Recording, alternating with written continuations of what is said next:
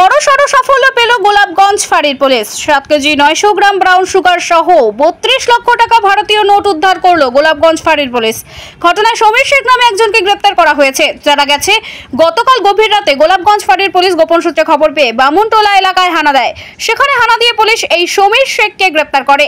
জানা গেছে, তার বাড়ি ওই এলাকাতেই। তার হেফাজত থেকে পুলিশ উদ্ধার করে 7 কেজি 900 গ্রাম ব্রাউন সুগার, একটি টাকা গোনার মেশিন এবং 32 লক্ষ টাকা ভারতীয় নোট।